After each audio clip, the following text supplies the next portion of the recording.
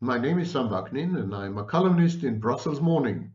And today we're going to discuss my favorite topic, sex. Or more precisely, homosexuality. In the face of fierce opposition by the Christian Orthodox Church and other conservative forces, Greece just passed a law legalizing same-sex marriage and parenting.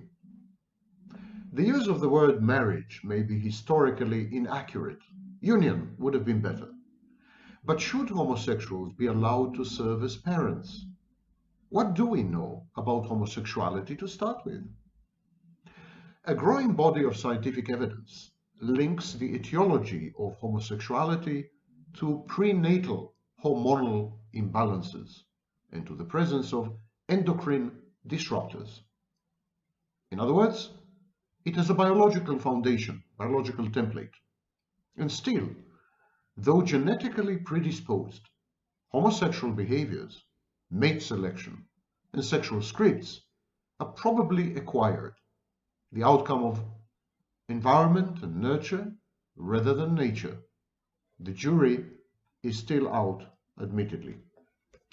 Recent studies in animal sexuality serve to dispel two common myths: that sex is exclusively about reproduction, and that homosexuality is an unnatural sexual preference.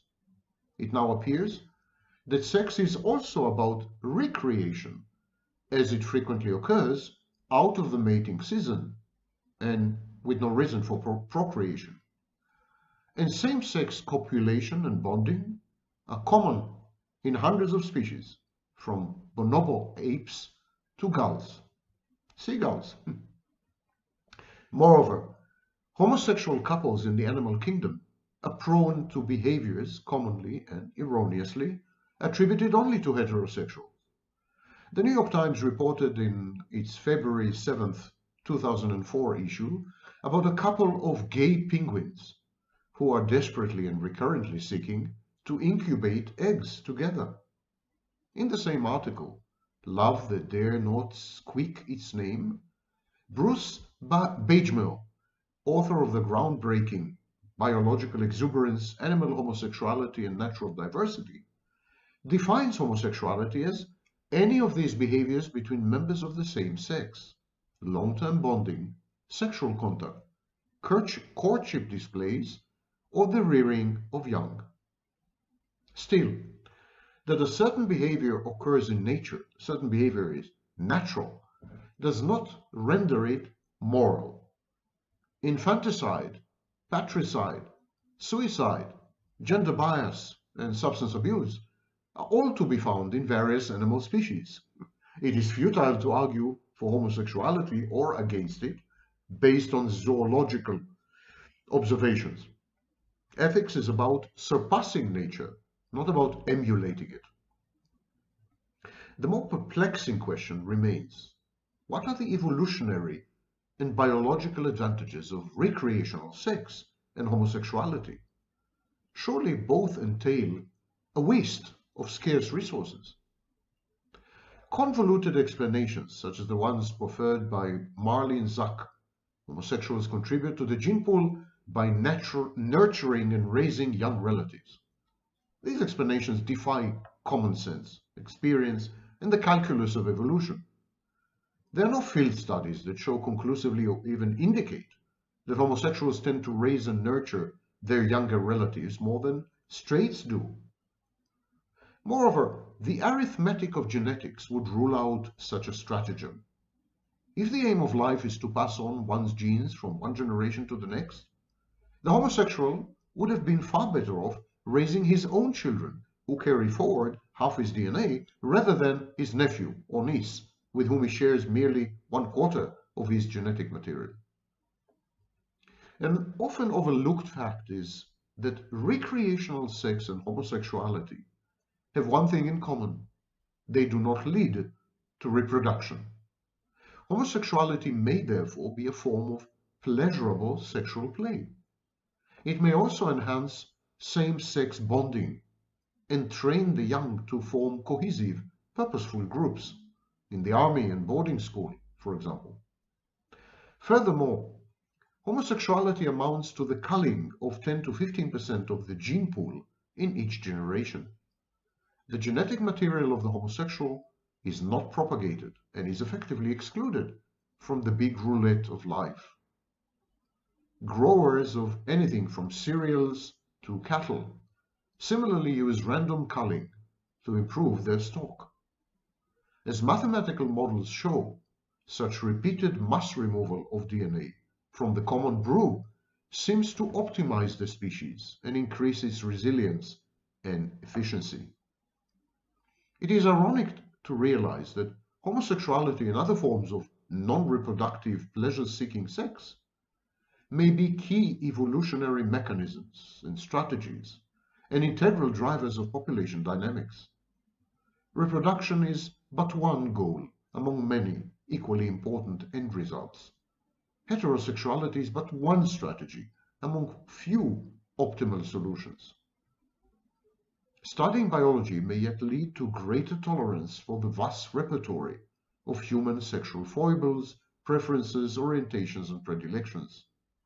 Back to nature in this case, maybe forward to civilization.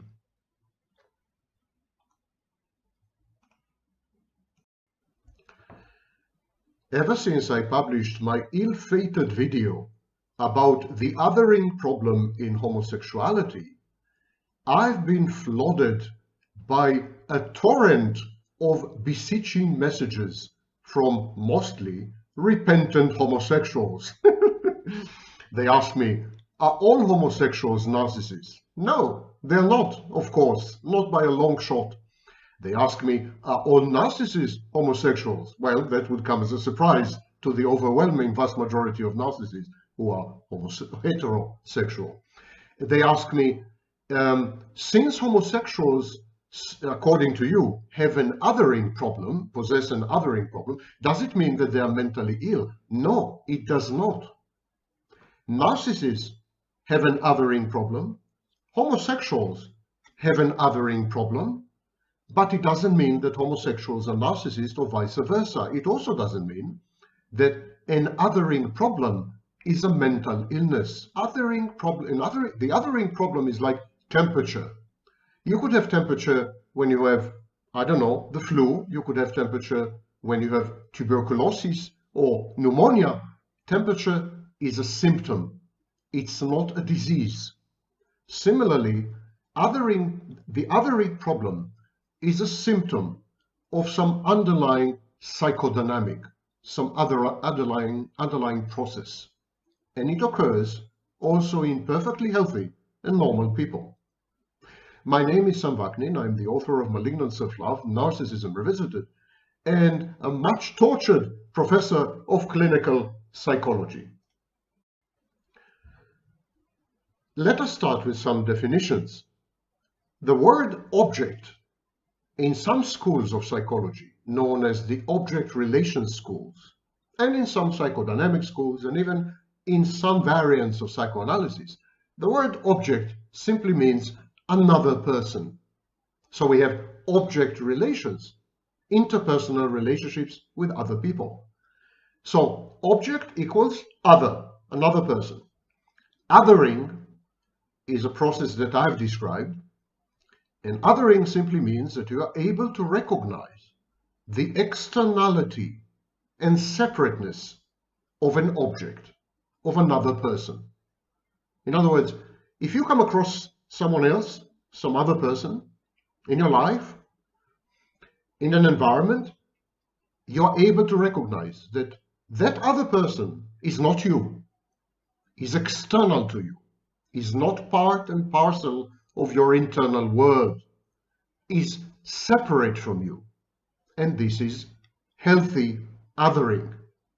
So typically, all of us other external objects. All of us direct our othering at external objects. But early on in life, we start by othering internal objects. It's a process of dissociative estrangement.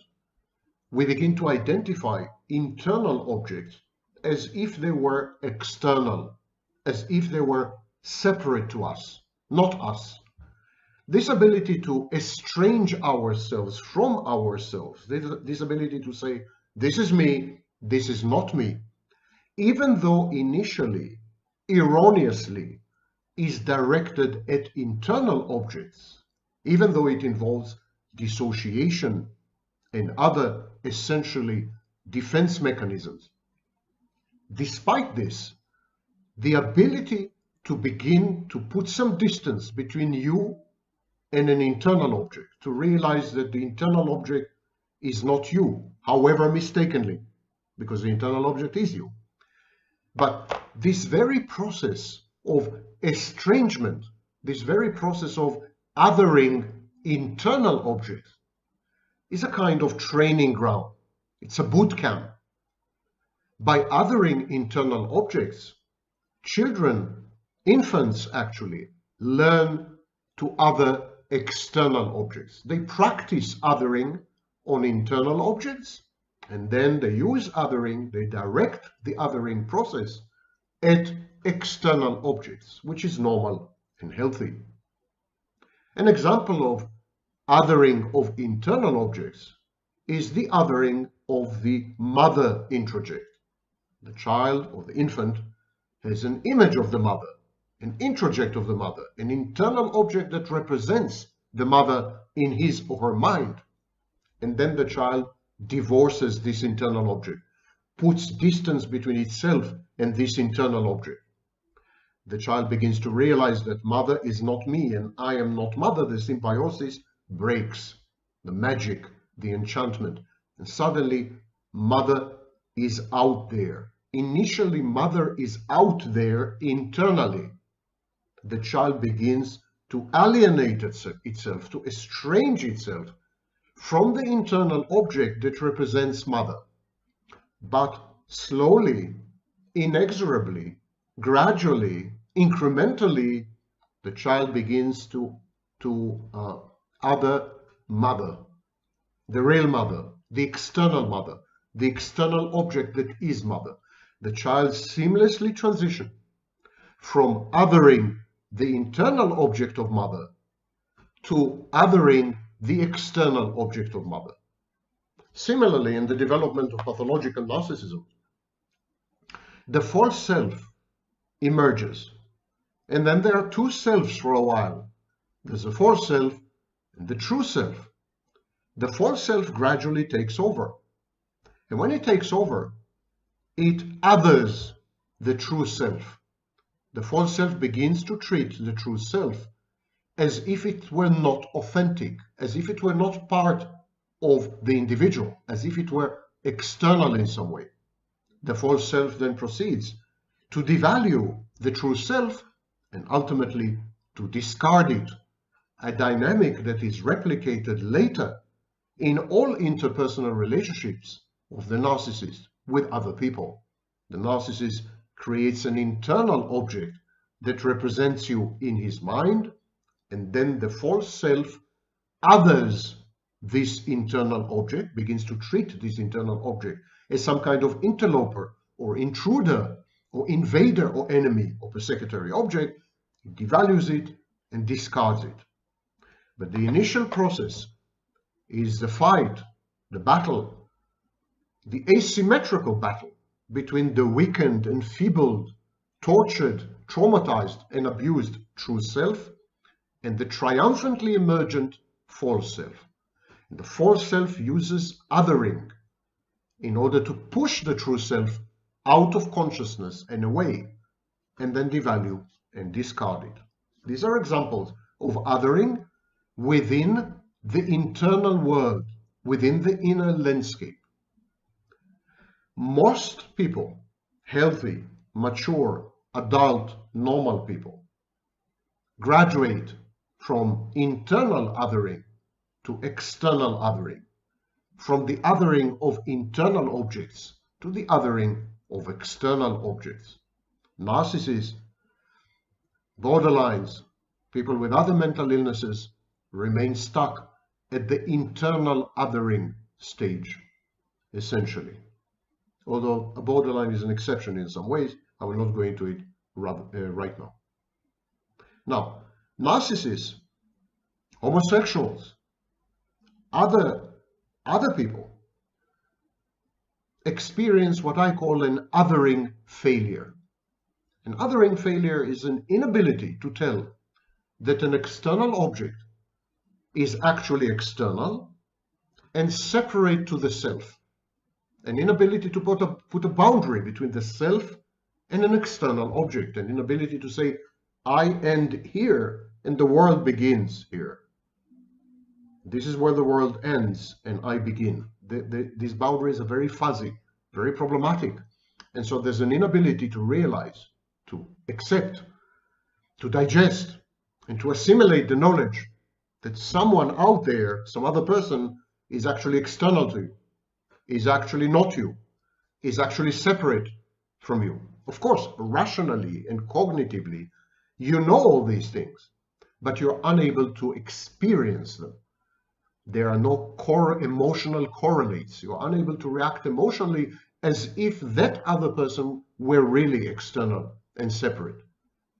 In your mind, external people out there, external objects, are actually extensions, figments, elements, internal objects, representations, avatars, and so on and so forth. And this is called othering failure. Othering failure is a complex phenomenon because it involves other types of failure. For example, the failure to contextualize. Now, in psychology, there are no facts. A fact depends crucially, or the content of the fact depends crucially on the context. Take, for example, nudity. Nudity in a hospital is not sexual. Nudity in sex is sexual. Here we have the same fact, nudity, but it is the context that provides us with the cues as to how to react, how to behave, and how to feel. We feel aroused in the bedroom when we are confronted with nudity, but we feel maybe disgusted in the hospital when we are confronted with the very same nudity. So context matters. Othering requires context. If someone is unable, someone is incapacitated in the sense that he or she cannot create the appropriate context within which to embed the external object, then it would be very difficult to tell that the object is indeed external. If you lack context, how could you tell that something is external? Maybe it's a hallucination. Maybe you're imagining things. Maybe you're dreaming. But you need context. This context is what we call reality. So, othering failure involves an impaired reality testing, an inability to generate on the fly context which makes sense, hermeneutic context which makes sense of the existence of objects as either external or internal. Consequently, there is a failure of empathy. You're unable, people with othering failure are also lacking in empathy. They have deficient empathy because they are unable to perceive the separateness and externality, personal autonomy, and independence and agency of an external object. If an object is not external, then it's not independent, it's not autonomous, it's not agentic, and it doesn't deserve any consideration. It's internal, it's you. So you don't need to exert any special effort, and this undermines empathy. But having said all this, the failure of othering is not a bug, it's a feature. It is, of course, not common. It is, of course, much better to be able to other appropriately, normally, in a healthy manner.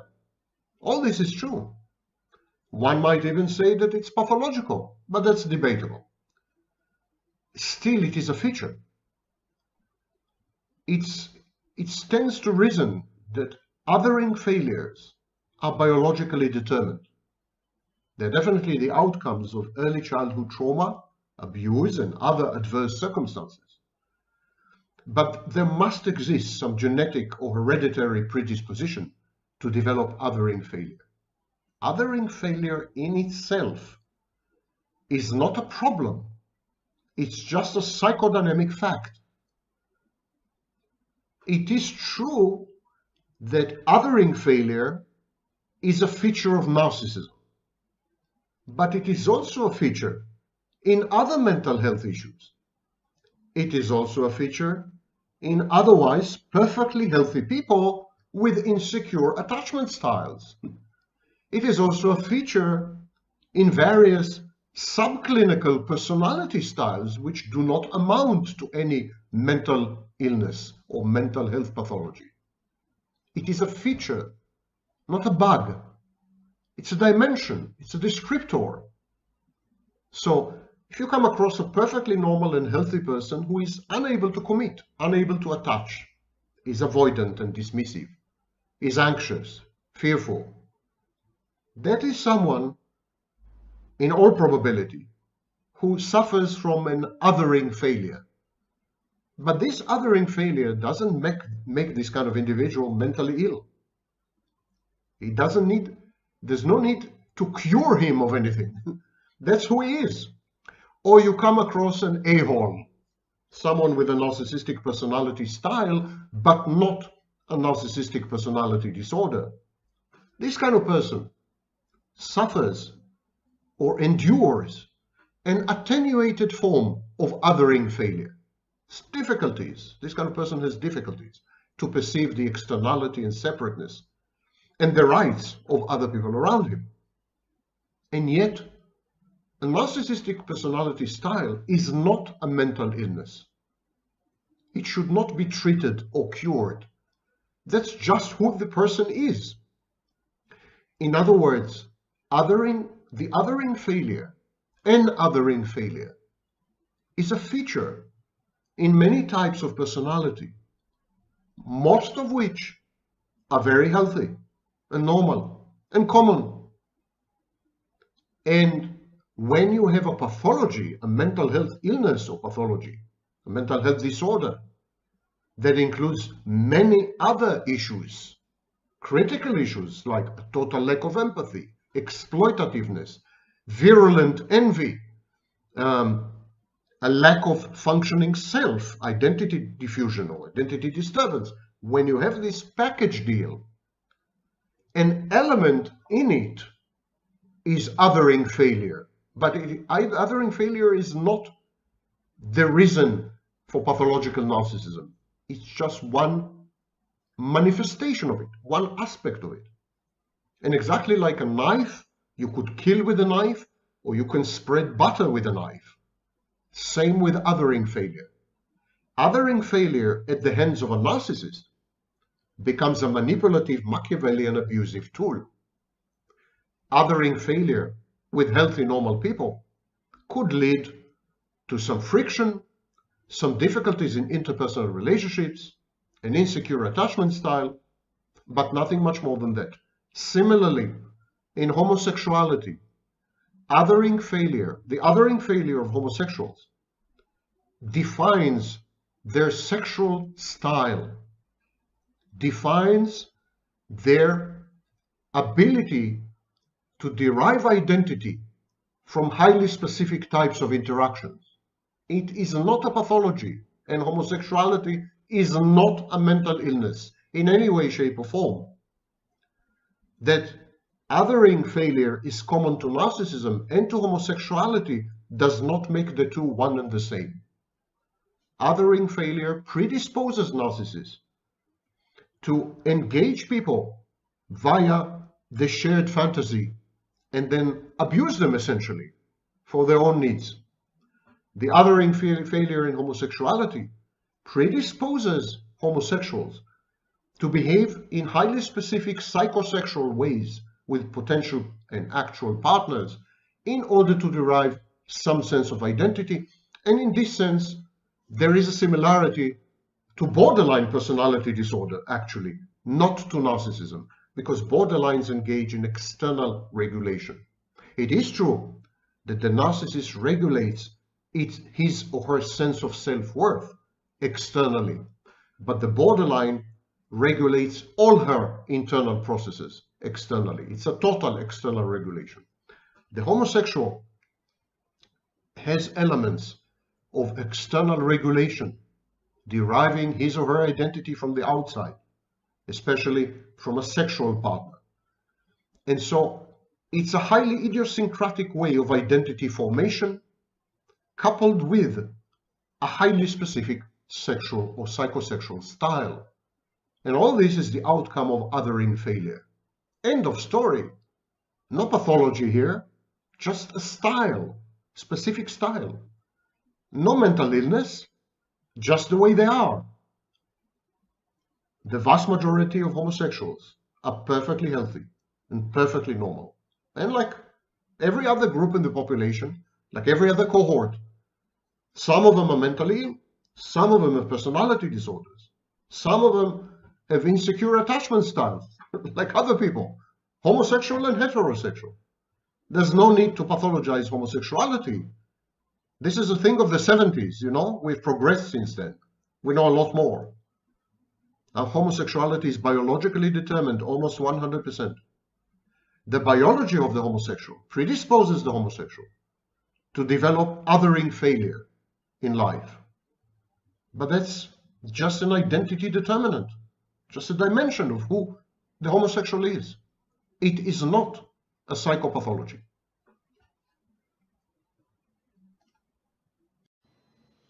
I'm Sam Vaknin, and I'm the author of Malignant Self-Love, Narcissism Revisited. Research failed to find any substantive difference between the psychological makeup of a narcissist who happens to have homosexual preferences and a heterosexual narcissist. There is, however, one element which might be unique to homosexuals: the fact that their self-definition hinges on their sexual identity. Heterosexuals usually would not use their sexual preferences to define themselves almost fully. Homosexuality has been inflated to the level of a subculture, separate psychology, or a myth. This is typical of persecuted minorities. However, it does have an influence on the individual. Preoccupation with body and sex makes most homosexual narcissists somatic narcissists. Moreover, the homosexual makes love to a person of the same sex. In a way, he makes love to his reflection. And in this respect, homosexual relations are highly narcissistic and auto-erotic affairs. The somatic narcissist directs his libido, his sex drive, at his own body. The cerebral narcissist concentrates on the intellect. The somatic narcissist cultivates his body, nourishes and nurtures it, is often a hypochondriac, dedicates an inordinate amount of time to the needs of his body, both real and imaginary. It is through his body that the somatic narcissist tracks down and captures his sources of narcissistic supply. The supply that the somatic narcissist so badly requires is derived from his shape, from his build, from his muscles, from his profile, from his beauty, from his physical attractiveness and irresistibility, from his health, or from his age. The somatic narcissist downplays narcissistic supply directed at other traits of his, even at his intellect. The somatic narcissist uses sex to reaffirm his prowess, his attractiveness, his irresistibility, his youth. Love to him is synonymous with sex, and the somatic narcissist focuses his learning skills on the sexual act, on the conquest, on the foreplay, and the coital aftermath. Seduction becomes addictive because it leads to a quick succession of narcissistic supply sources. Naturally, boredom, a form of transmuted self-aggression, boredom sets in once the going gets routine. Routine is counter-narcissistic by definition because it threatens the narcissist's sense of uniqueness. An interesting side issue relates to transsexuals. Philosophically, there is little difference between a narcissist who seeks to avoid his true self and positively to become his false self, and a transsexual who seeks to discard his true gender and positively become a member of another gender. But this similarity, though superficially appealing, is questionable. People sometimes seek sex reassignment because of advantages and opportunities which they believe are enjoyed by the other sex. This rather unrealistic, fantastic view of the other is faintly narcissistic. It includes elements of idealized overvaluation, of self-preoccupation, and of objectification of one's self. It demonstrates a deficient ability to empathize and some grandiose sense of entitlement. Most transsexuals say, I deserve to be taken care of, or of omnipotence. Some of them say, I can be whatever I want to be, despite nature and God, in defiance of nature and God. This feeling of entitlement is especially manifest in some gender dysphoric individuals who aggressively pursue hormonal or surgical treatment. They feel that it is their inalienable right to receive such treatment on demand and without any strictures or restrictions. For instance, some transsexuals refuse to undergo psychological evaluation or treatment as a condition for the hormonal or surgical treatment. It is interesting to note that both narcissism and gender dysphoria are early childhood phenomena. This could be explained by problematic primary objects, parents, dysfunctional families, or a common genetic or biochemical problem. It is too early to say which. The research is meager. As yet, there isn't even an agreed typology of gender identity disorders, let alone an in-depth comprehension of their sources. A radical view, preferred by Ray Blanchard, seems to indicate that pathological narcissism is more likely to be found among non-core, ego-dystonic, autogynephilic transsexuals, and among heterosexual transvestites. It is less manifest in core, egosyntonic, homosexual transsexuals. Autogynephilic transsexuals are subject to an intense urge to become the opposite sex, and thus to be rendered the sexual object of their own desire. In other words, they are so sexually attracted to themselves that they wish to become both lovers in the romantic equation, the male and the female. Becoming a male or a female is a fulfillment of the ultimate narcissistic fantasy, with the false self as a fetish, a narcissistic fetish. The transsexual, by transforming himself into the opposite sex, provides himself with a closed space, closed universe, in which he and he alone is the lover of himself in his role as male and female.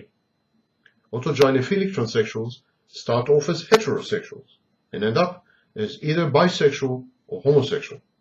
By shifting her attentions to men, the male autogynephilic transsexual proves to himself that he has finally become a true and desirable woman, a narcissistic aspiration if we ever heard one.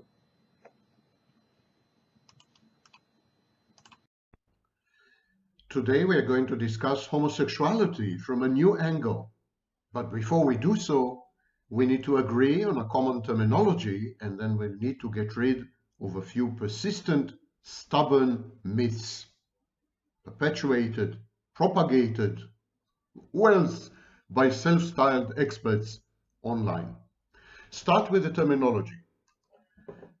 Sex is determined by one's genitalia, reproductive organs, and other secondary sex signs in the body. Sex, therefore, is corporeal. It's bodily.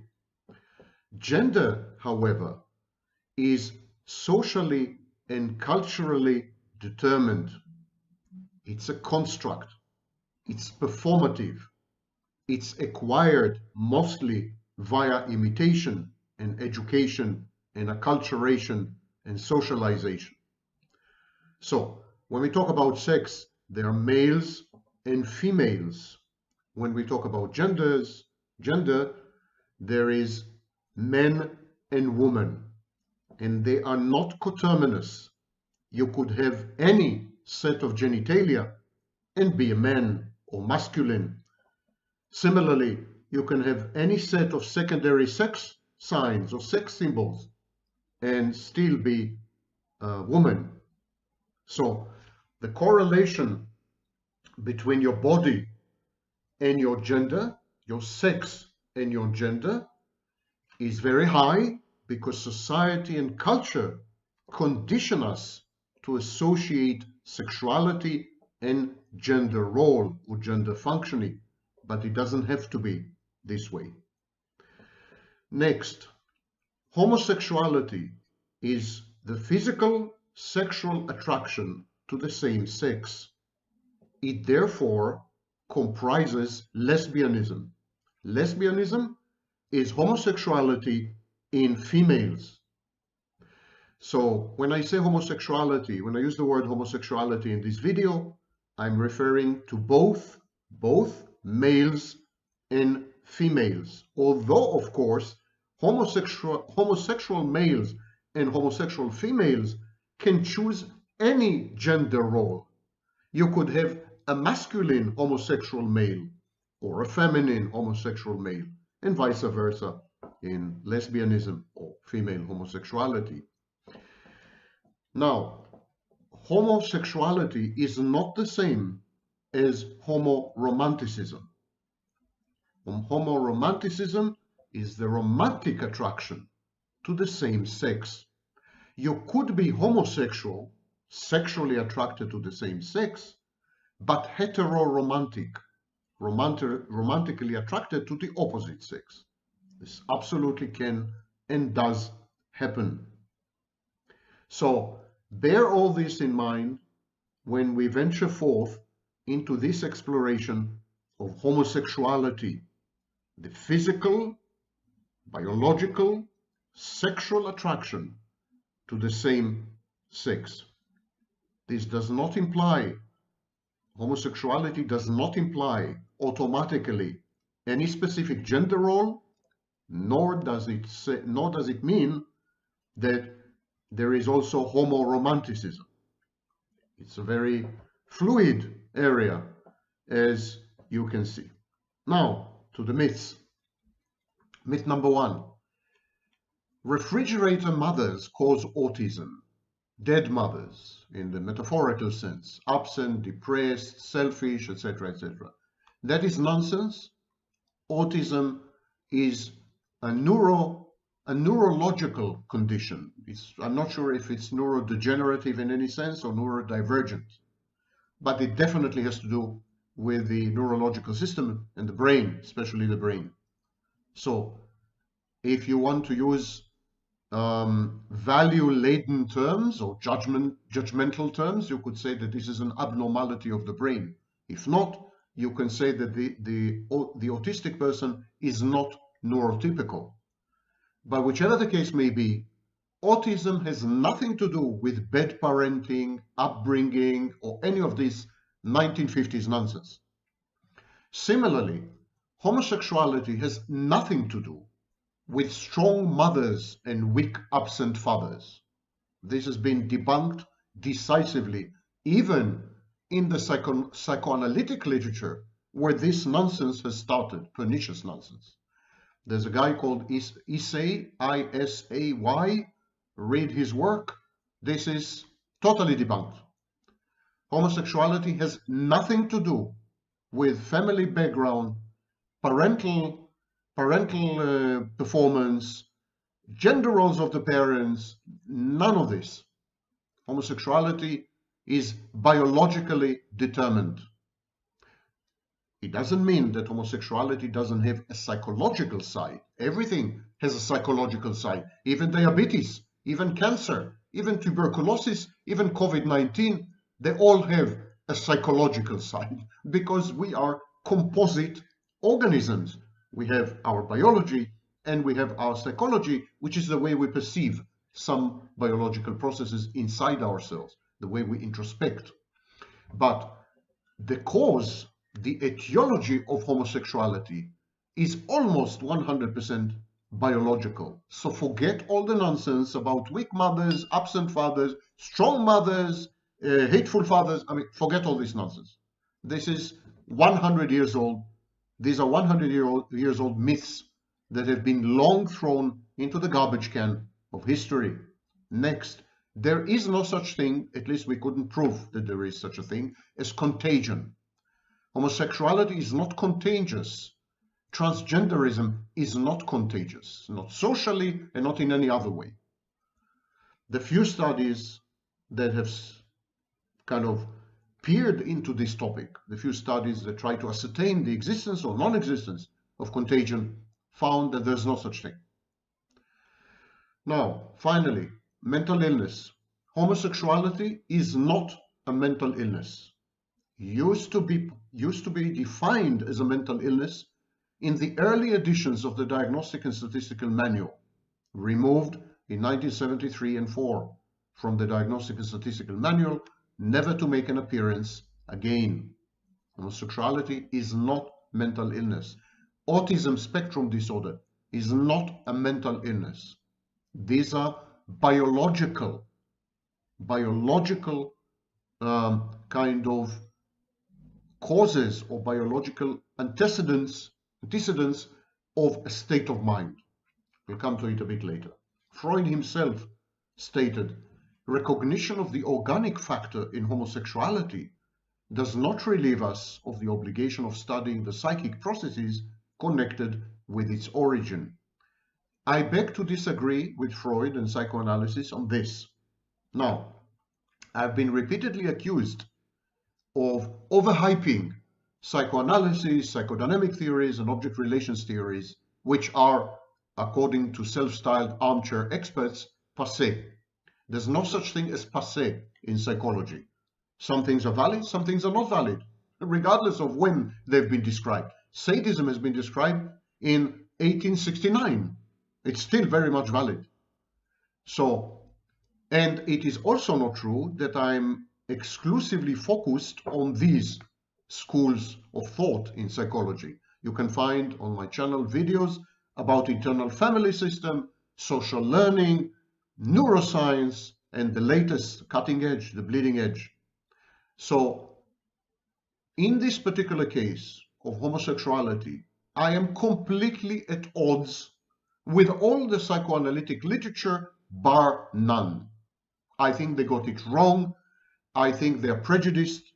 I think they were under the influence, not of alcohol maybe, but for example, social mores and conventions. I think they didn't do their homework. All their observations are speculations. They're not based on any studies. They're not based on any database of objective information. And so psychoanalysis is a really, really bad source for understanding homosexuality, its etiology and its development.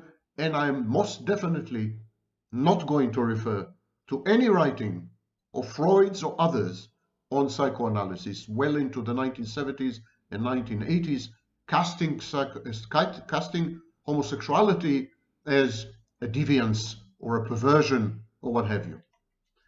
Now, we all start life as pansexual. At a very early age, before the onset of sexual differentiation, we are all simultaneously male and female as far as sexual orientation, feminine and masculine. We are undifferentiated. We are a big mass of potentialities. We could become heterosexual. We could become homosexual. No one knows. Well into the 3rd year of life, we are pansexual. But then what happens is, owing to interactions with members of the same sex and members of the opposite sex, if you're a boy, mother, if you're a girl, father, and so on and so forth, we integrate all these sexual predilections. We create a single nucleus, a single core, which is at the same time feminine and masculine, sexually, but also erotically, which is the psychological dimension of sexual attraction. And then what happens? We differentiate. We develop a sexual orientation, a set of sexual preferences, sexual attraction, which become dominant. They prevail. They're manifested. And the rest remain repressed, latent. So we all start off as homosexual and heterosexual, and then by age 3 or 4 we become predominantly heterosexual or predominantly homosexual, and the other propensity, the other half, the other potential, the other possibility is repressed, becomes latent. So when you ask, is he a latent homosexual? Of course he is. Everyone is. Is he a latent heterosexual? Of course he is. Everyone is. And then that includes gays. So everyone is everything at the same time. It's just that one mode is dominant and the other is recessive. One mode is occult, hidden, and one mode prevails and is manifested.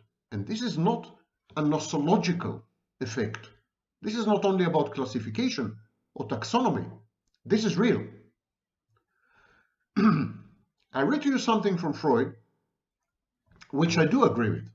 I told you that I mostly disagree with psychoanalysis when it comes to homosexuality, but Freud has written something very advanced for the age in his unfortunately named essay, The Sexual Aberrations. Freud wrote that many homosexuals find homosexuality to be natural to them, while other homosexuals rebel against it and consider it pathological. Homosexuality may persist throughout life. It may go into temporary remission, be covert or overt. It may be a detour in the path of normal development. It may appear late in life after a long period of apparently heterosexual activity. And there may be oscillations between its overtness and covertness. Freud also mentioned that a distressing or traumatic experience may lead one, especially women, into homosexual activity. He noted that many homosexuals assert that they could never remember any attachment to the opposite sex from their earliest years. But Freud mentioned that perhaps these individuals had only repressed their positive heterosexual feelings. That is, Freud's prejudice in the turn of a century Vienna. Freud remarked that many homosexuals feel both homosexual and heterosexual arousal, and only at puberty may a frail heterosexual adjustment be overrun by homosexual attachments. So Freud covered the entire spectrum of the manifestations of the battle between homosexuality and heterosexuality in every human being, in all of us, male or female.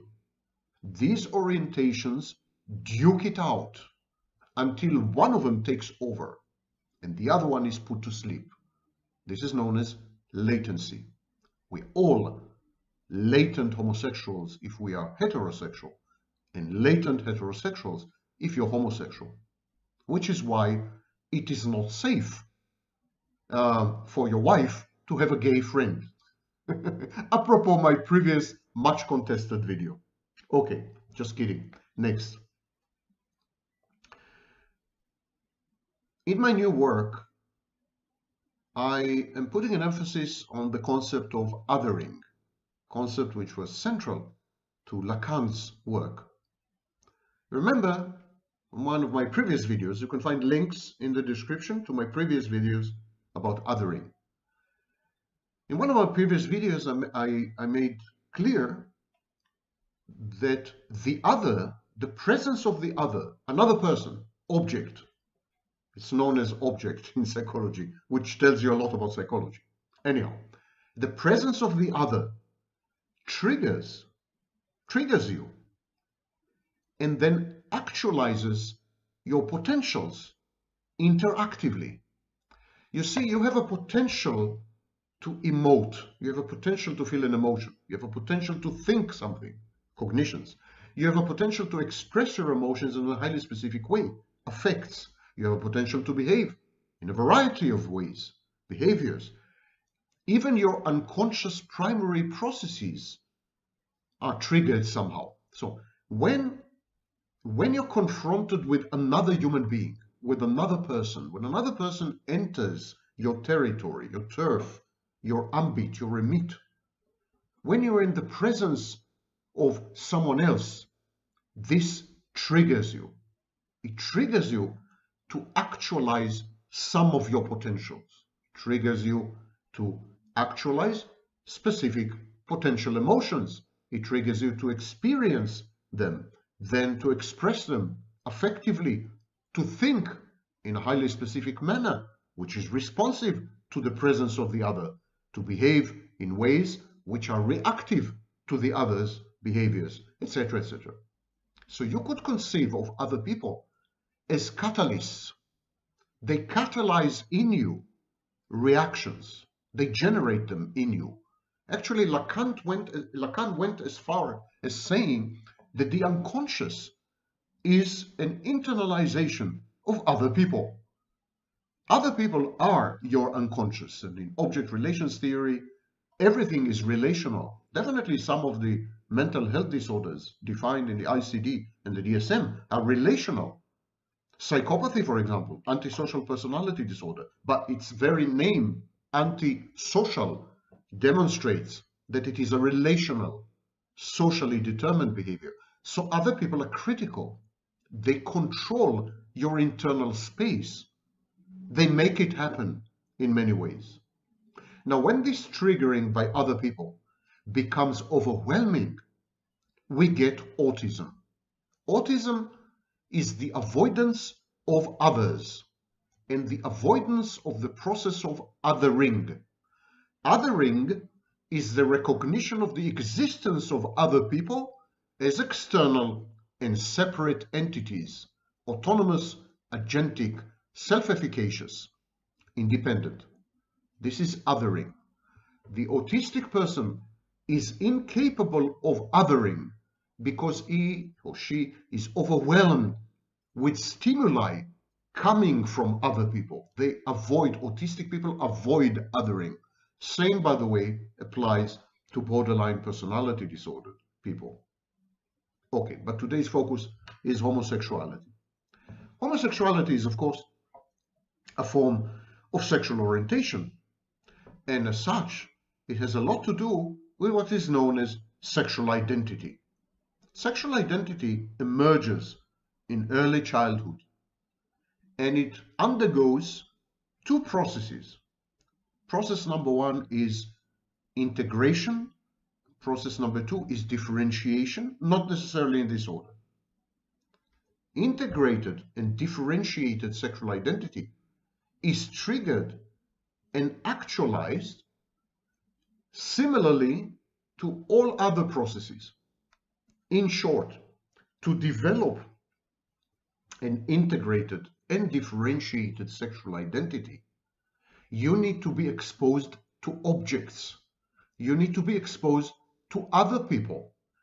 Other people trigger in you, stimulate in you the emergence of your sexual identity. Sexual identity is a complex construct, is a hyper construct. It includes emotions, cognitions, behaviors, and so on and so forth. So you need other people to trigger this potential in you.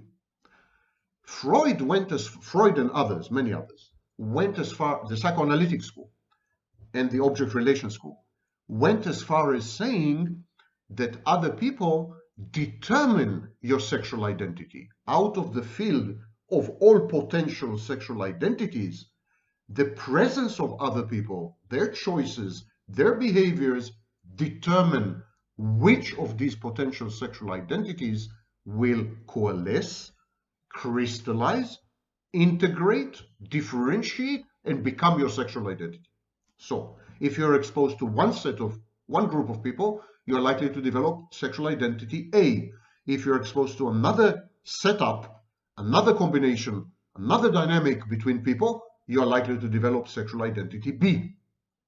So they took it to extremes. I disagree. I think sexual identity is a potential, of course, because you remember, in early childhood, we are all pansexual. In early childhood, we possess all possible sexual identities as potentials. And yes, other people, the presence of other people, the behaviors of other people, the emotions of other people, interactions with other people, especially important other people like mother and father and role models and teachers and peers, they to some extent determine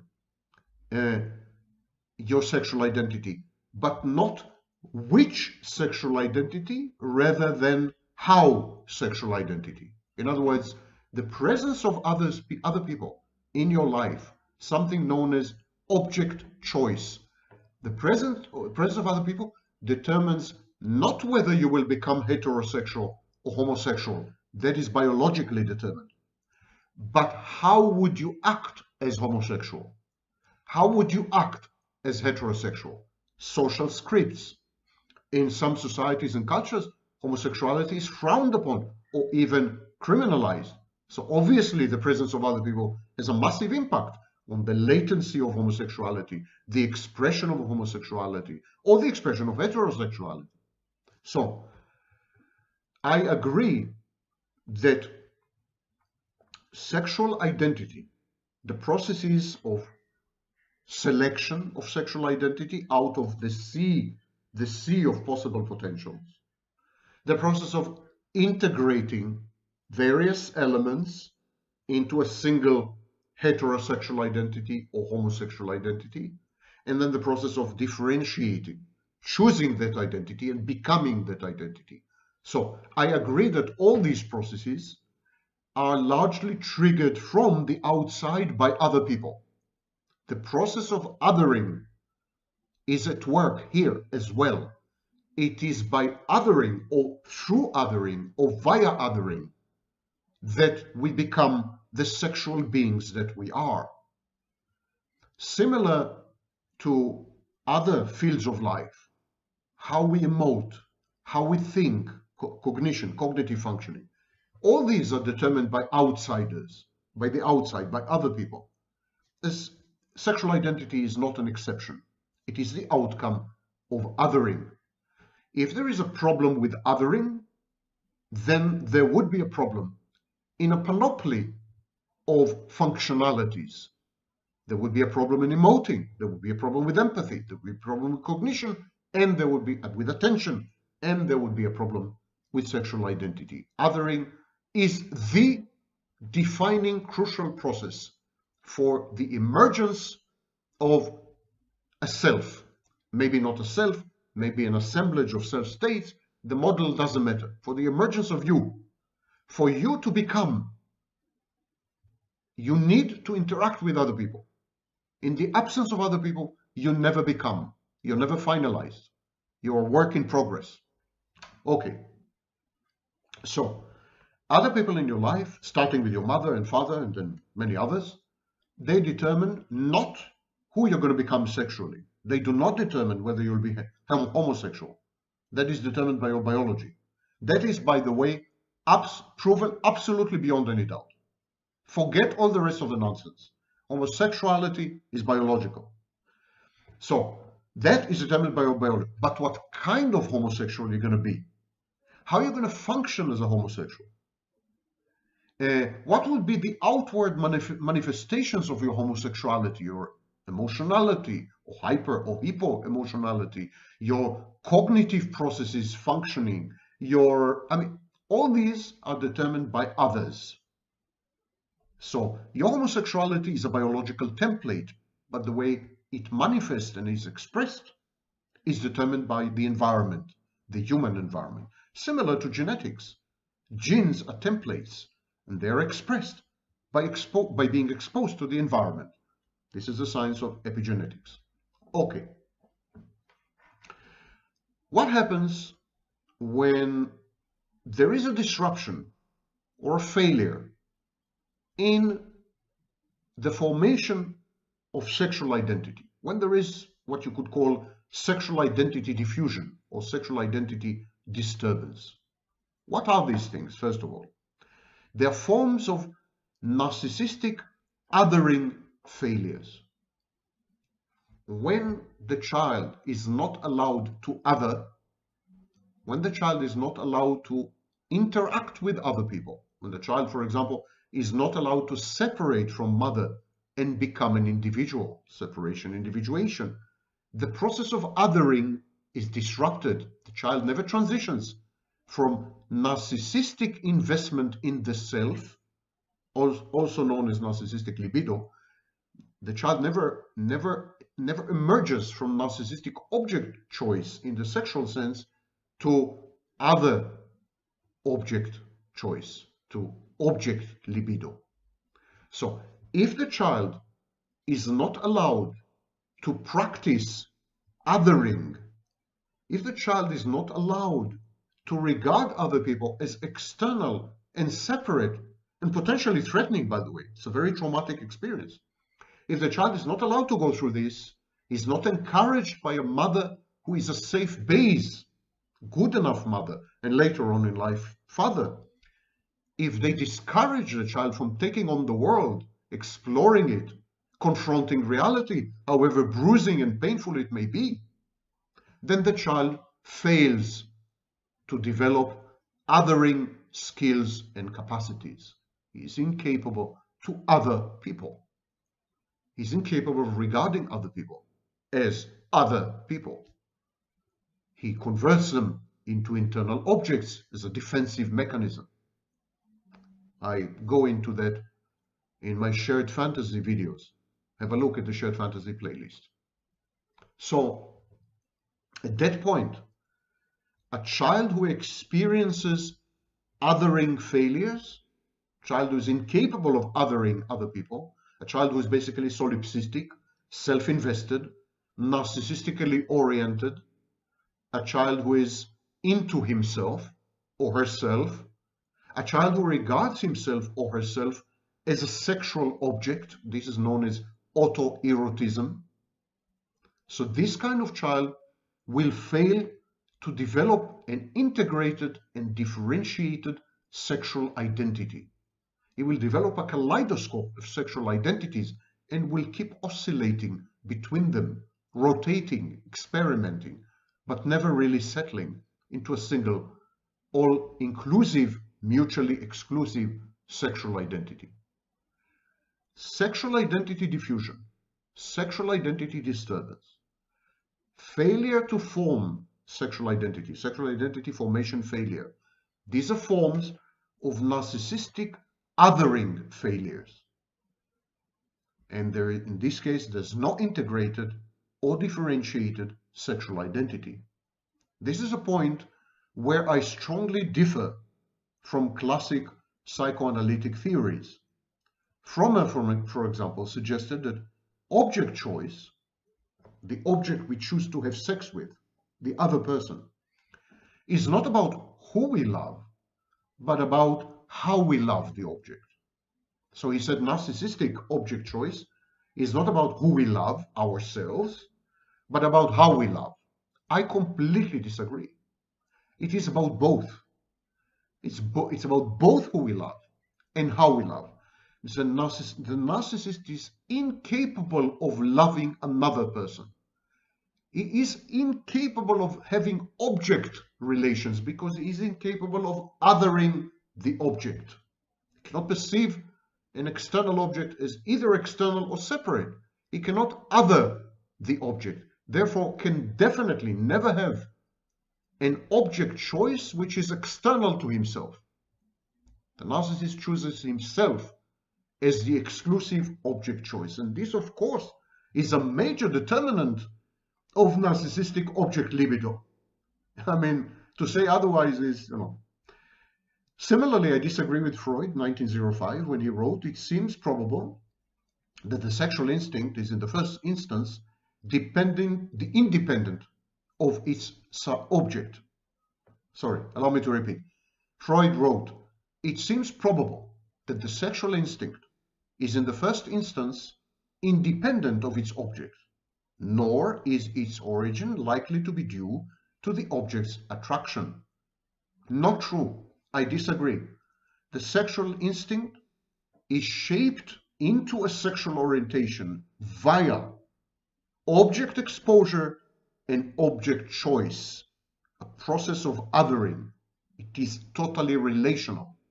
It's raw material. So, in this sense, I disagree that there is some sexual instinct, which is well defined and clear and so on, but it is independent of any object out there. It's totally self-contained. No, I don't think so. Even when the child, the infant, is its own sexual object, there is a process of othering. The process of othering in very, very early childhood leads to the formation of the self. The self is perceived as the other. The early child, in a symbiotic bond with his mother, when the self emerges, the child perceives the self as a third party. Not me, not mommy. Who is this thing? What is this thing? The child others the self.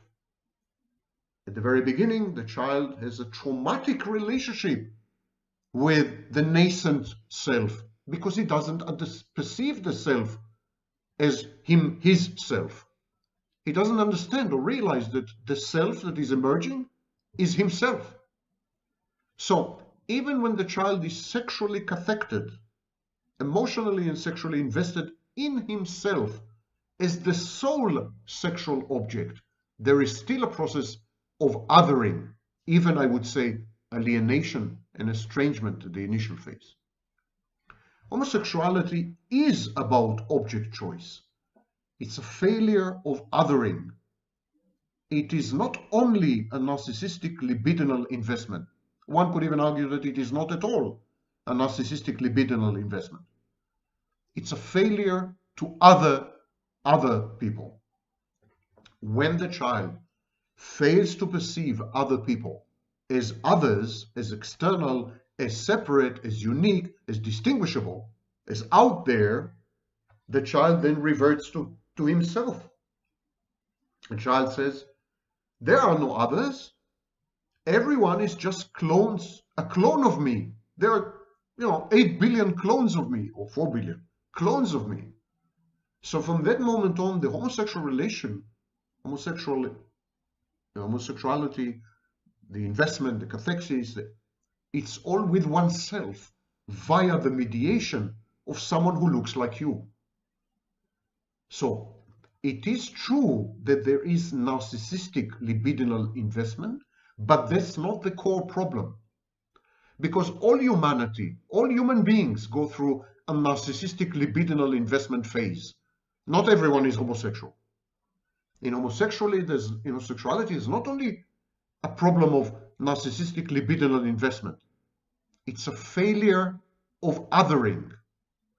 When you fail to other people, when you fail to perceive people as not you, everyone is you. And so you have sex with people who look like you. Who are you? If you're a man, you would have sex with men because men are you. And you can't other people. You can't perceive them as others. And so you would be having sex with yourself via the agency of another body. The object in homosexuality is not loved only on account of its similarity to what the subject is, once was, or hopes sometime to become. It's not only the similarity that's the problem here. It's not that the homosexual says, oh, great, here's an external separate object that looks like me. I would like to have sex with him or with her. It's not the case here. The homosexual perceives the sexual object as himself. There is a process of identification, internalization, an incorporation of the sexual object. Now, this is not the same as narcissistic libidinal cathexis or narcissistic libidinal investment. No, it's not the same. In narcissistic libidinal cathexis or narcissistic libidinal investment, the child is erotically and sexually attracted to his self, to himself. He doesn't make a distinction. He says, I am my sexual object. In homosexuality, the homosexual knows that the sex object is not himself, unless the homosexual is insane. But a normal homosexual, a mentally healthy homosexual, does not perceive his sex objects, his sex partners, as himself. So it's not that there is a confusion here which creates narcissistic libidinal cathexis. I'm in love with myself, I'm sexually attracted to myself. No, it's not the case here. It's not really about similarity to, it's not that the homosexual perceives the object as himself, but he cannot perceive the object, the sex object, as other. While the homosexual does not perceive the adult homosexual does not perceive the sex object as himself, he also cannot perceive the sex object as other, as someone else. It's kind of a twilight zone. Here's someone that looks exactly like me, reminds me of myself in some ways, but I know he's not me, but I also can't perceive him or her as external to me, as separate from me. It's a kind of merger and fusion, automatic, instant sexual merger and fusion. Like heterosexuality, homosexuality is anaclitic. It's dependent on an external object to provide what the subject cannot himself be. It's only that in homosexuality, the external object is not perceived as external. It's perceived as an extension, as an instrument, as an internal object. In this sense, it is narcissistic. In this limited sense of inability to other, the failure of othering, homosexuality is narcissistic. But it's not libidinally narcissistic. It's not the misperception of the other, of the sex partner, of the sex object as myself. There's no such mistake here. It is anaclitic. Homosexuality is anaclitic. It's like looking for someone who can make me happy, looking for someone who can please me sexually, looking for someone who can give me something I don't have. I cannot have sexual pleasure without that someone. There is a realization of dependency upon an agent, however not othered, however not external and not separate. And so there is a dependence on the object for providing what the subject cannot provide. In the case of heterosexuality, the object, the sex object, provides otherness. One of the main reasons for sexual arousal is the otherness of the partner. When you perceive the partner, the sexual partner, as not you, it's very sexually arousing. Otherness is a critical stimulant, aphrodisiac, if you wish, in proper, healthy sexual relations.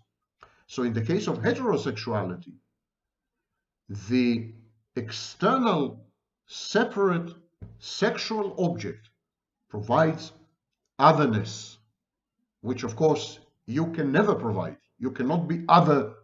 You cannot be other. Someone else needs to be other to you. In the case of homosexuality, the external object is not perceived as external. The separate object is not perceived as separate, but it is perceived as sexual. So it provides an integrated and differentiated sexual identity.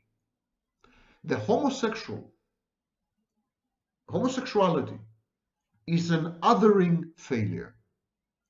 Consequently, homosexuals fail to generate an integrated and differentiated sexual identity which is triggered by other people. They do have a sexual identity, of course, but it is a sexual identity which is more innate and inert. However, when they interact with a sexual object, homosexuals acquire from the object an integrated and differentiated sexual identity. It's as if in homosexuality you need two.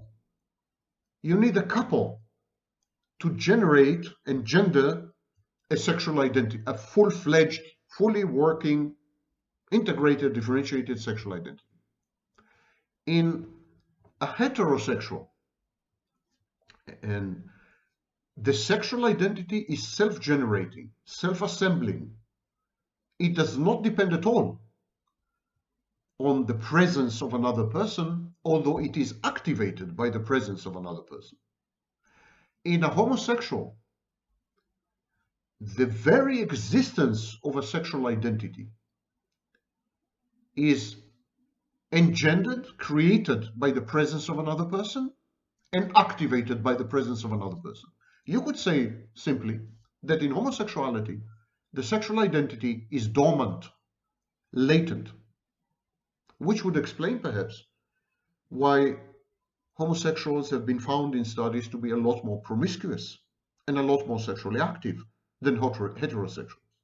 In order to maintain a sense of continuity of sexual identity, homosexuals need to consume numerous sexual partners. It's the only way they could feel alive, if you want, sexually.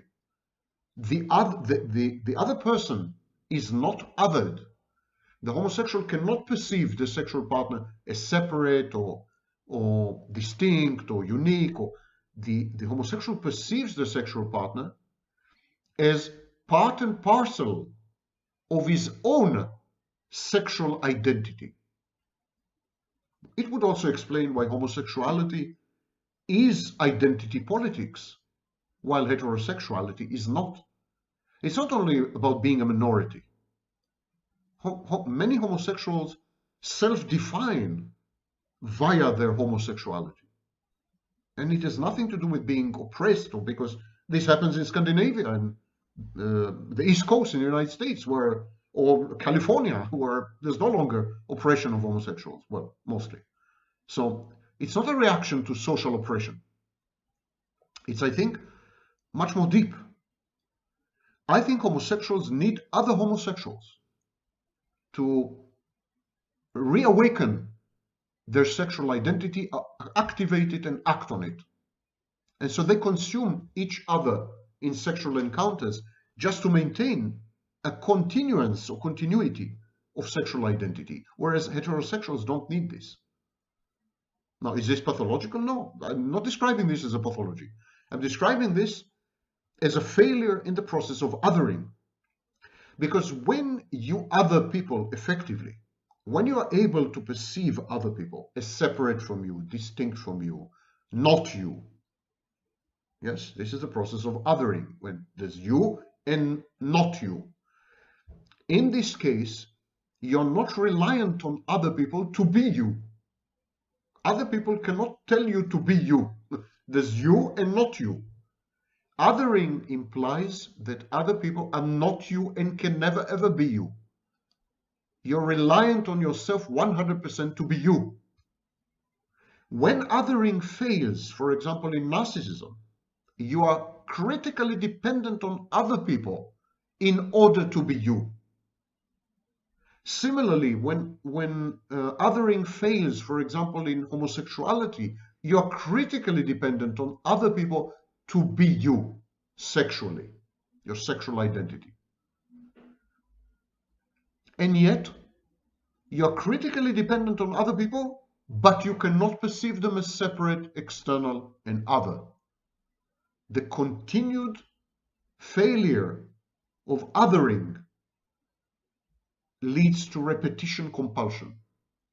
you need to do it again and again and again and again, because you cannot other people. You cannot other people. You cannot perceive other people as external and separate. You need to continue to interact with people all the time, in the hope, perhaps, that one day you will be able to other them, which never happens. But is homosexuality really a disturbance in othering? Is it a disturbance in the emergence of sexual identity, integrated and differentiated? I think it is. But to be a lot more precise, I think there's no differentiation failure in homosexuality, because homosexuals know that they're homosexuals. That's differentiation for you. I think there's a failure of integration. Homosexuality is an immature, integrated sexual identity which has been differentiated but not integrated. In the initial phase, when we are all pansexuals, we start by differentiating. Say, okay, we are all pansexuals, now let's see, actually I think I'm heterosexual. So then differentiation is a break in the system. Initially, the system includes homosexuality and heterosexuality. The system initially, up to age 3-4 years, the system initially is pansexual. Then differentiation sets in and breaks the system. Now you're heterosexual. But no one can survive with a broken system, psychological. So we have to reintegrate the parts. We have to create a hierarchy or a structure which accommodates our latent, recessive, repressed and suppressed sexual parts.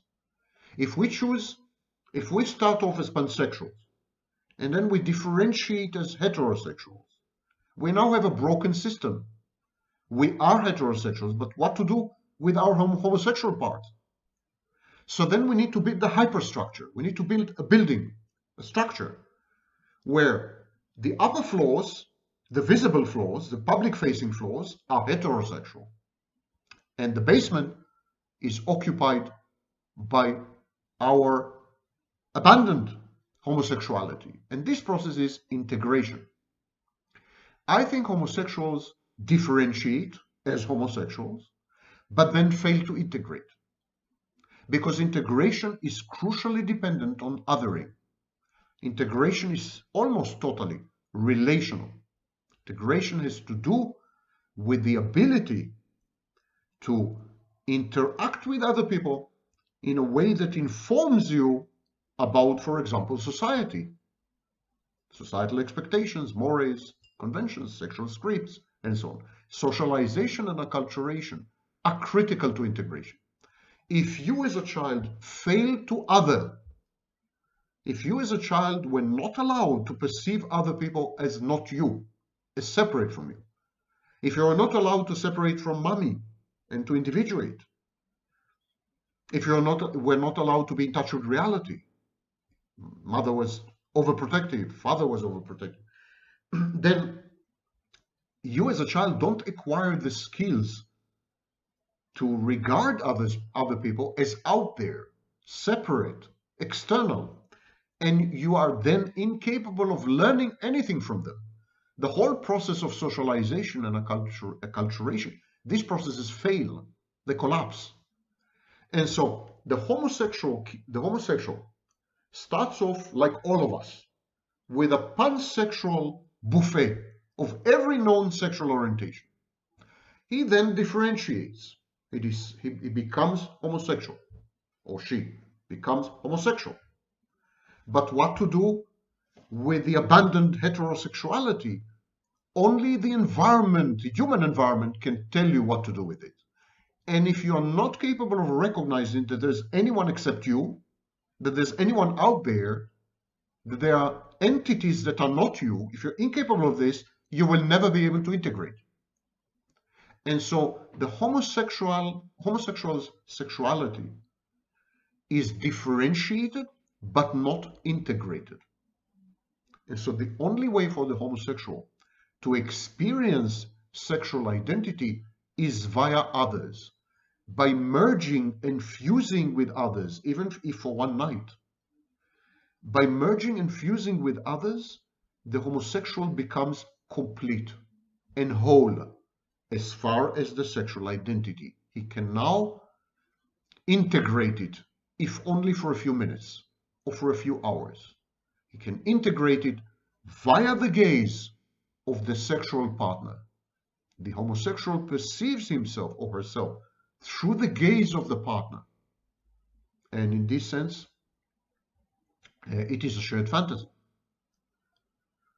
The failure to integrate is biology, not psychology.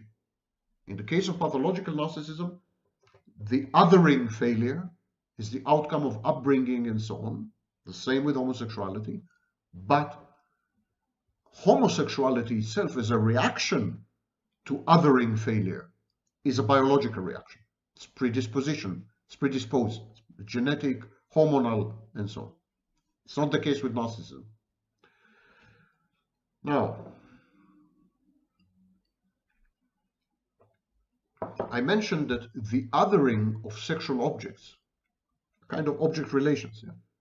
When we other sexual objects, I see a beautiful woman, I say, wow, she's not me. It's very attractive that she's not me. I'll go for it. I'm aroused.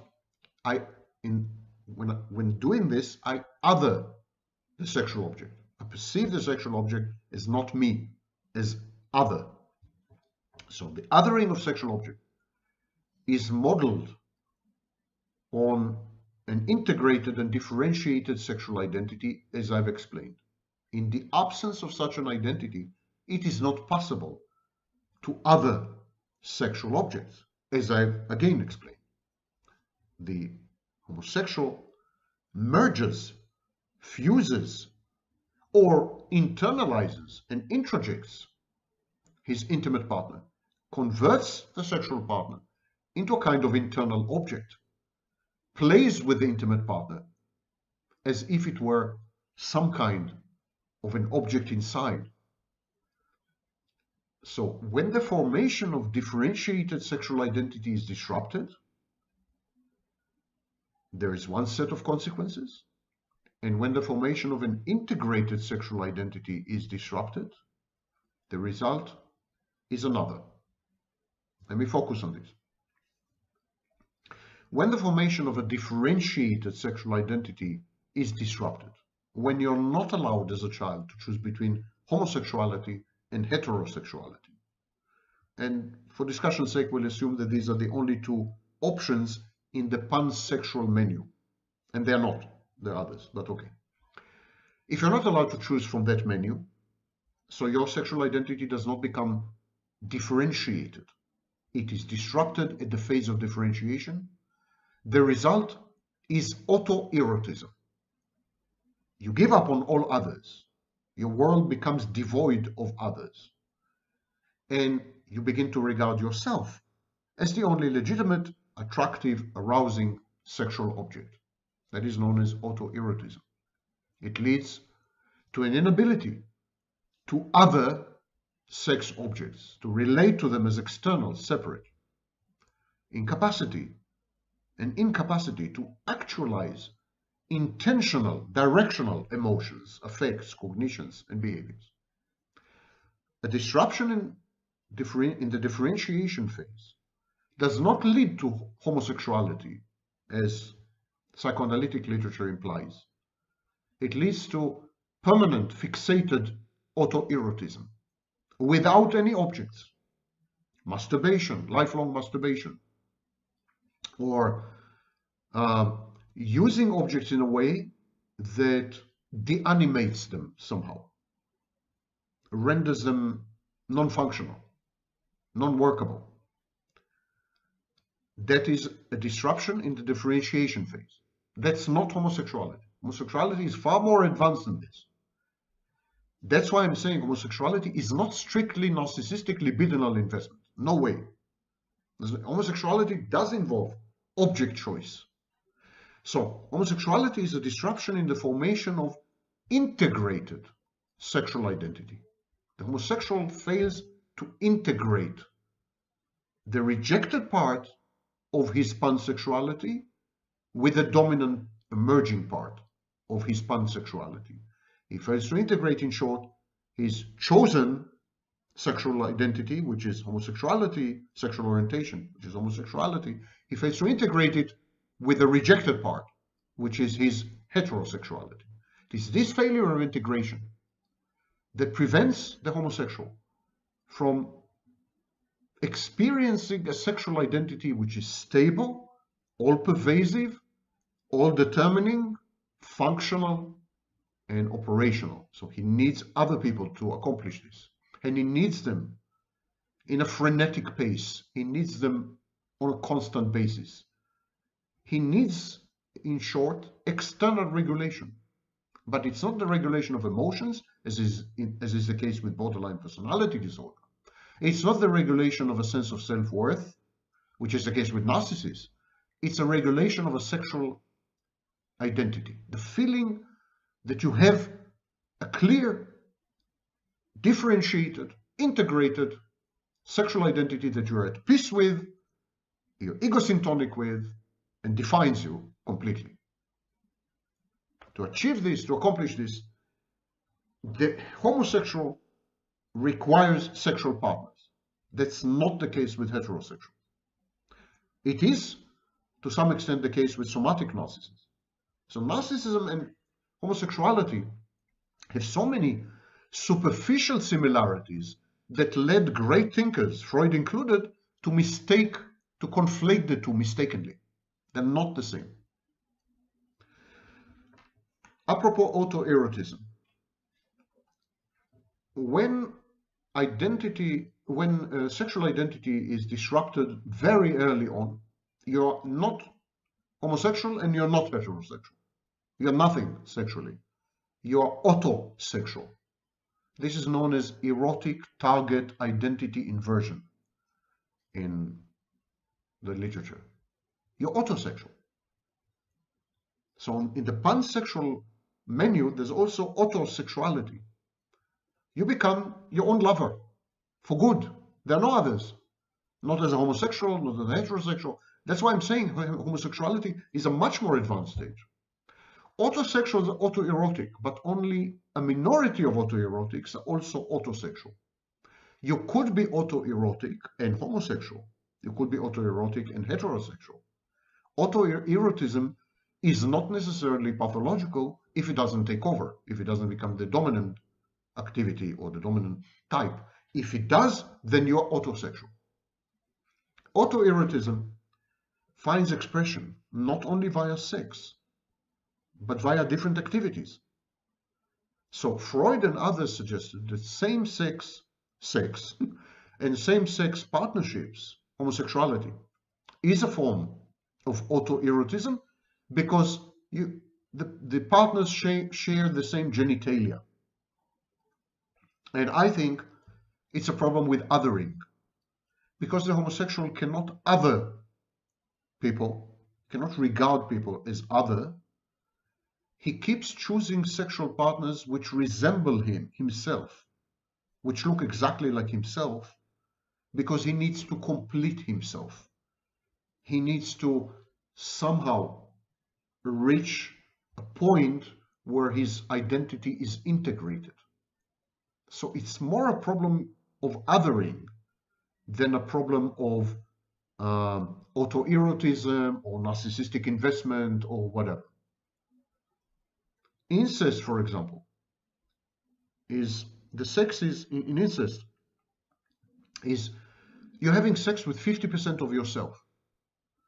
That is autoerotic, but it's not necessarily also narcissistic. So we need to be very, very careful. I think that in the case of incest, narcissism is more dominant, way more dominant than in the case of homosexuality.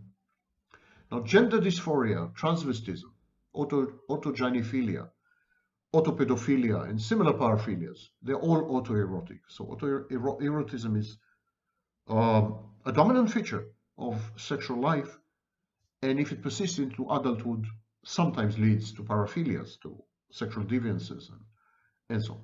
Now, in everything I've just said, fantasy plays a major role. Remember this, as a general rule, the classic defense against othering failures is fantasy. When you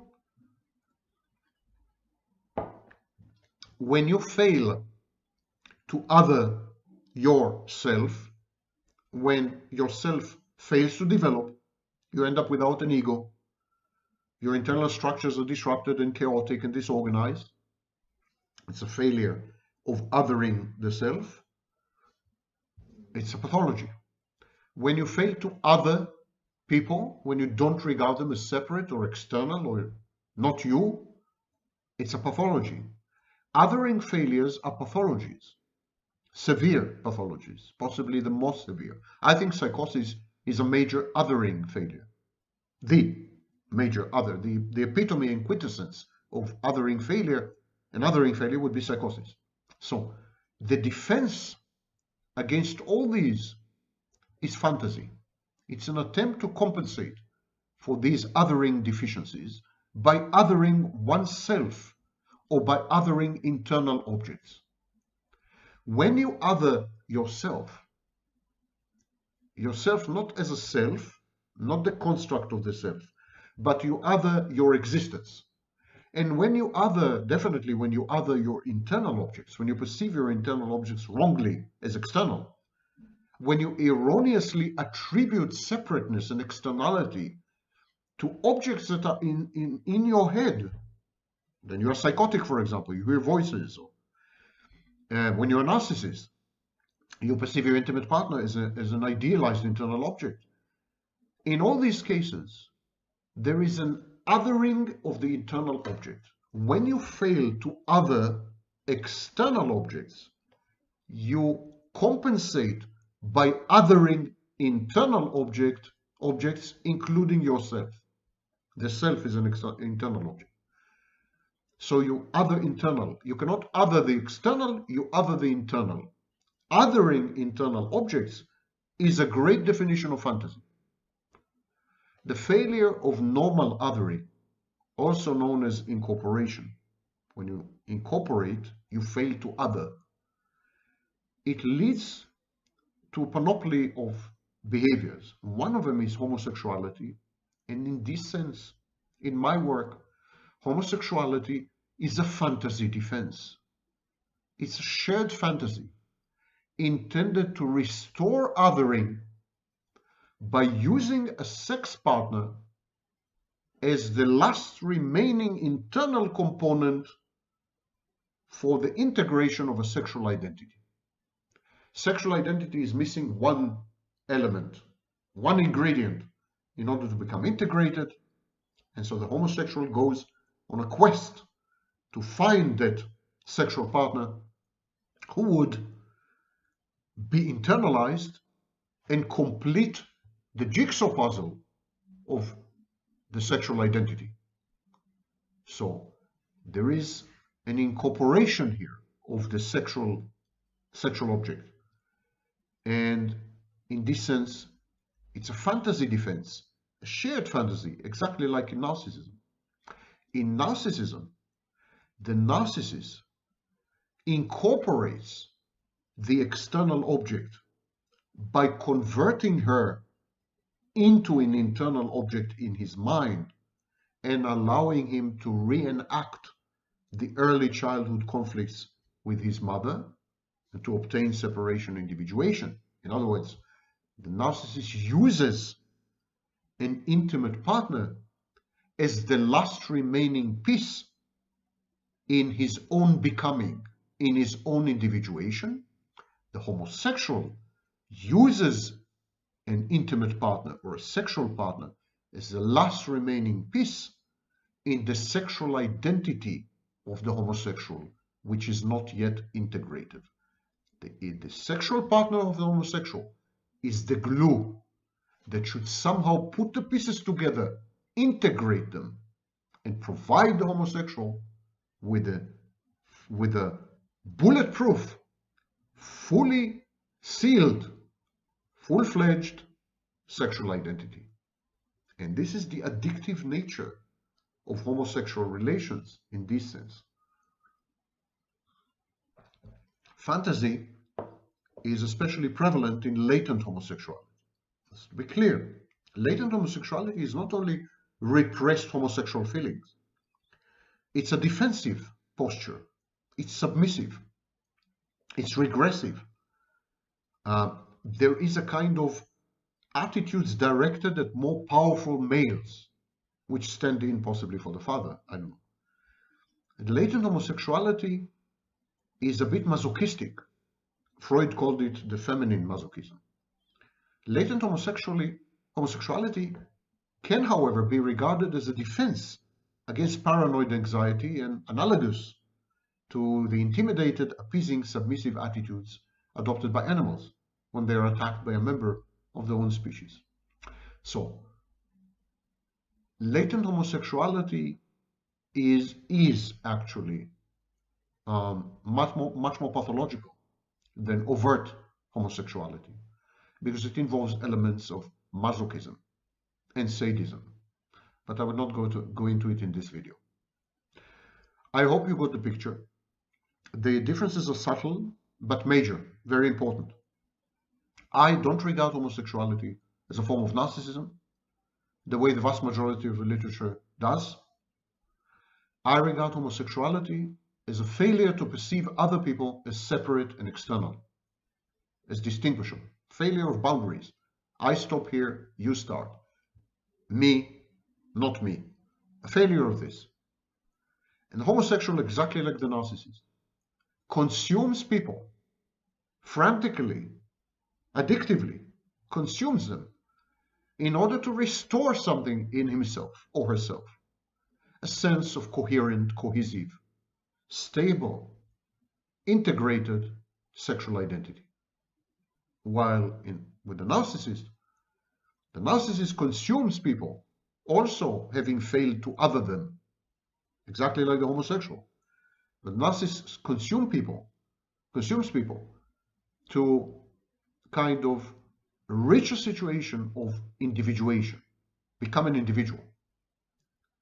So when you look at it from the outside, when we're just an observer, not aware of these psychodynamics and etiologies, they look the same. The narcissist and the homosexual consume people. They are unable to perceive people as others. They are very bad, and they internalize people. And that is